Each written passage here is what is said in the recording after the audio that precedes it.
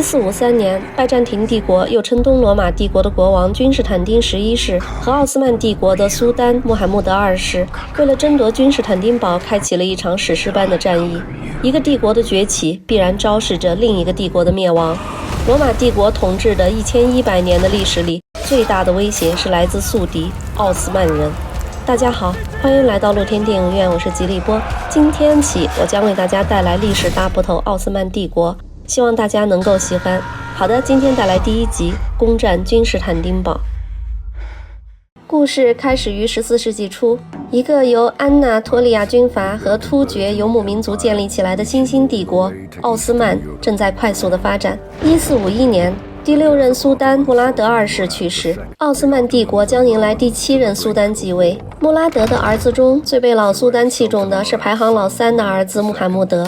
此刻，这个19岁的少年正担任爱琴海地区的马尼萨省的省长。几年来，他一直被丢在这里，无人问津。野心勃勃的他希望像亚历山大大帝一样征服世界，但却因为无法施展而郁郁寡欢。这一天，亲信扎格诺斯送来了老国王病逝的消息，并声称有传言首相哈利勒正在串通宫廷贵族讨论王位继承人的事。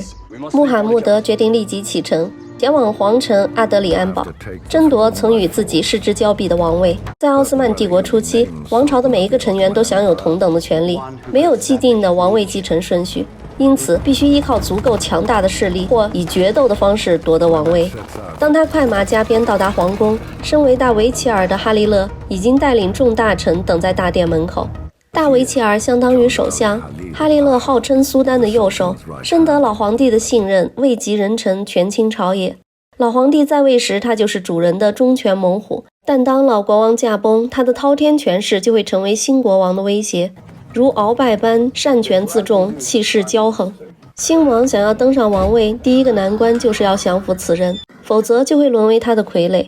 这是一场心理博弈，也是一场气势上的角逐。哈利勒示意关上大门，随后张开双臂，做出热情拥抱的姿势。穆罕默德根本不打算接受这个平起平坐的拥抱，他御马向前，居高临下与首相客气寒暄，明明白白地告诉对方身份有别，礼义相疏，自己才是主子啊，别乱了礼法。然后沉着地下马，将手递给对方。稳手礼是效忠尊敬的意思，这就僵了哈利勒一军。如果不行礼，就是大不敬，甚至是意图谋反，当场就可以被诛杀。如果行礼，就等于宣誓效忠。哈利勒瞬间就明白自己已经落了下风，马上跪下宣誓效忠。搞定了障碍，穆罕默德大步来到大殿。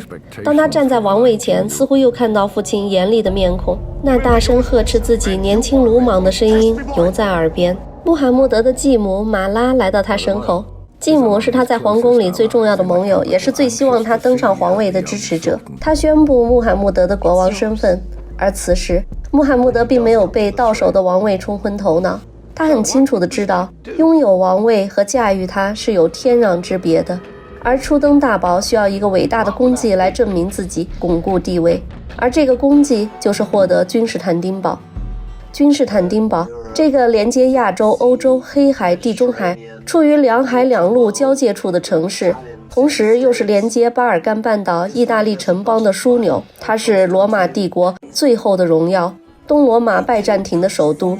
它的地理位置让它成为一个战略、商业、文化的交汇地。君士坦丁堡一直都是地中海沿岸最大的城市，它就像镶嵌在2颗蓝宝石和2颗绿宝石之间的一枚璀璨钻石，拥有了它就等于统治了世界。不过理想很丰满，现实很骨感，眼前的朝堂却是分裂严重，以扎格为首的改革派和以哈利勒为首的保守派，两派水火不容。偏偏这时，一支土耳其反叛军借机起事，攻占了奥斯曼帝国的安纳托利亚地区。少年天子毫不手软，亲自出征镇压了这次叛乱。就在这时，君士坦丁堡信使带来消息，罗马人要求将质子奥汉王子的安保金提高3倍，否则就将他放回来。奥汉是穆罕默德的叔叔，罗马人的这一招是想在奥斯曼王位交替之时抛出这个棋子，让不满穆罕默德的势力来支持这个皇叔，致使宫廷的混乱削弱奥斯曼帝国的实力。但君士坦丁堡万万没想到的是，这正好给了穆罕默德一个借口。年轻的苏丹把扎格和哈里勒喊来，在地图上手指一点，宣布在博斯布鲁斯海峡的欧洲一侧修建一个堡垒。博斯布鲁斯海峡是从黑海前往君士坦丁堡的必经之路，而在这个位置修建堡垒，就能切断从黑海前来援助君士坦丁堡的所有援军和供给，所以这个堡垒被称为割喉堡。首相哈里勒当即表示反对，这个堡垒必然会让拜占庭的罗马人恼羞成怒，导致他们联合欧洲盟友一起对抗奥斯曼帝国。年轻的苏丹对此毫不在乎，根本懒得理哈里勒的反对。仅仅用了4个半月，割喉堡就修建完成。君士坦丁堡果然抗议不断，派出使臣抗议那地方是拜占庭的领土，未经许可私自建设，简直太没礼貌了。穆罕默德听完就直接把使臣赶了出去。对于那些帮助君士坦丁斡旋的顾问，穆罕默德直接取了他们的项上人头送了回去。此时东罗马帝国的国王是君士坦丁11世，面对奥斯曼这个熊孩子的鲁莽之举，大臣们当庭就提议要还以颜色，报仇雪恨。但大公爵卢卡斯提出异议，他认为不能贸然出兵，以拜占庭现在的国力，应当尽可能地维持和平才是生存之道。而且他认为那些欧洲的天主教徒只会趁火打劫。说到这儿就要提到，虽然君士坦丁堡和欧洲都是信仰基督教，区别是君士坦丁堡是信奉东正教，而此时的欧洲是天主教的天下。但在这被伊斯兰国家欺负到家门口的时候，君士坦丁大帝必须放下信仰的分歧，他更在乎这座东罗马帝国都城的存亡，于是宣布自己会派人前往梵蒂冈以及欧洲各个王宫，争取获得军事和物资的支持。这番话让众臣贵族们颇受鼓舞。大公爵是拜占庭的首相，卢卡斯不仅位极人臣，而且富可敌国。他反对战争是有自己自私的目的的。他的商业帝国几乎从安纳托利亚一直到意大利，如果真的发生战争，生意将严重受损，所以他不能看着事态发展到那一步，于是安排耳目去联络奥斯曼帝国的老友。这个老友就是大维齐尔、哈里勒。他俩作为敌对2个阵营的首相，竟然沆瀣一气地串通，企图阻止自己的国军开战，也是很有意思的事。哈里勒告诉卢卡斯，这个年轻的苏丹一直把亚历山大大帝作为偶像，希望创下同样的丰功伟绩。亚历山大从西方启程征服了东方，而穆罕默德则希望从东打到西去。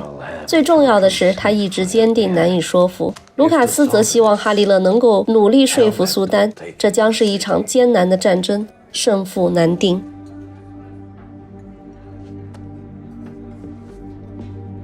两人的会面没有逃过继母马拉的眼线，哈里勒通敌的举动让穆罕默德恼羞成怒。马拉在旁劝慰，杀了他不如暂时留着他，利用他的背叛制造一些假消息，迷惑对方不是更好？这个提议让穆罕默德赞赏不已，而且他还想更进一步。深夜召见的传令官吓坏了哈里勒，他强装镇定地带了一包金币来见年轻的苏丹，声称这是深夜召见的礼物。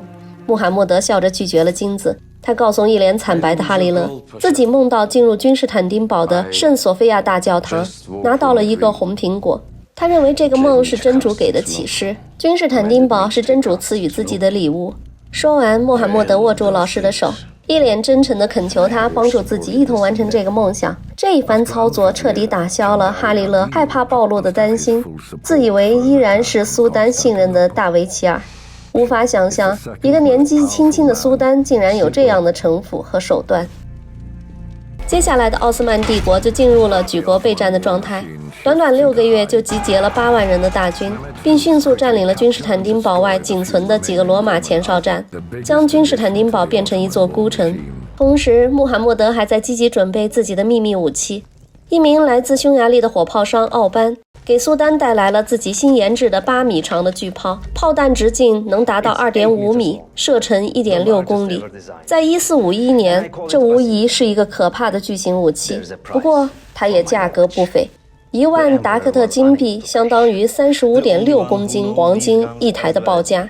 穆罕默德微微一笑，声称只要这炮可以打破君士坦丁堡的城墙，自己愿意付4倍的价格购买。但3个月内就要看到现货。早期的枪支火炮因为制造工艺和维护方法不当，特别容易炸膛。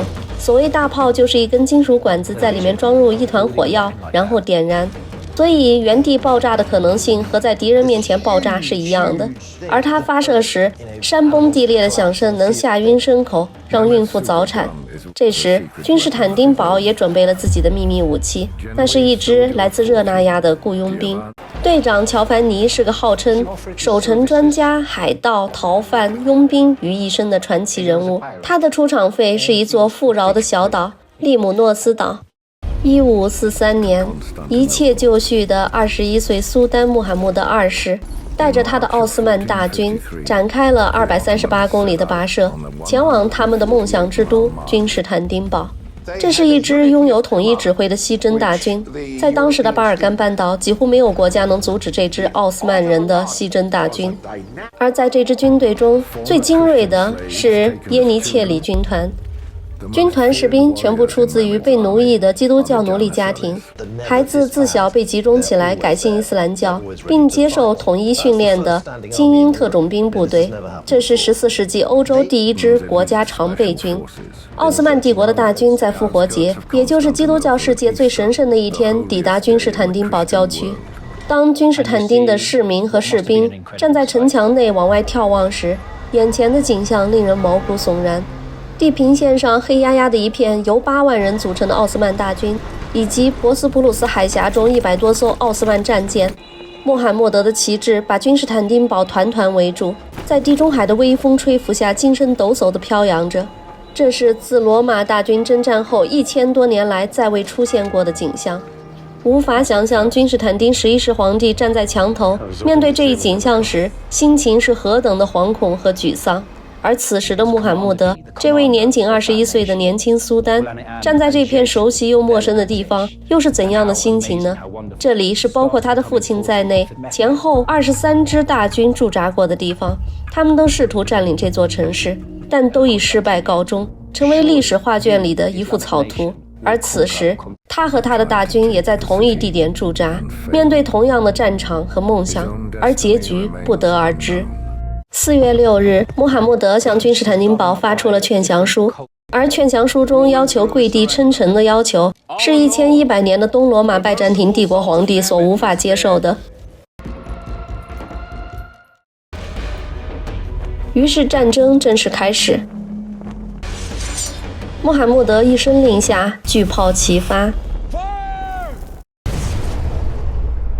好的，本集就介绍到这里。这真是个精彩的历史，充满戏剧性和命运攸关的时刻。英雄主义和圣战荣誉大行其道，也布满愚昧落后的残忍和暴力。让我们期待下一集。谢谢大家耐心观赏，喜欢我们的朋友请点赞关注，您的支持是我们最大的动力。我们下期见。